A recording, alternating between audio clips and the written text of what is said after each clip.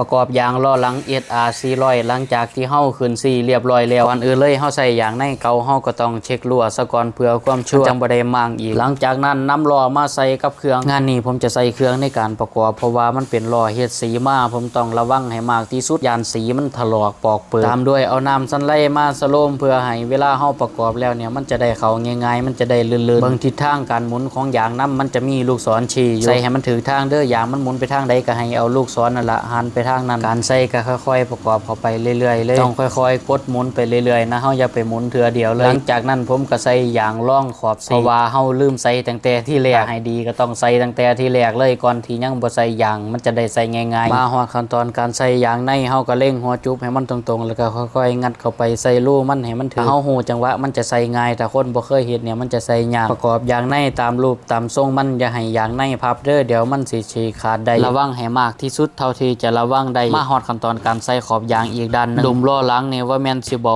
แห้งนักกว่าดุมล้อหน้าลมล้อหลังผมก็จะอัดไปประมาณ34ขันน็อตล็อกหัวจุบให้มันแน่นเช็คปอนลมให้เรียบร้อยครับสำหรับงานนี้แล้วก็จะไปประกอบให้เขาเจ้า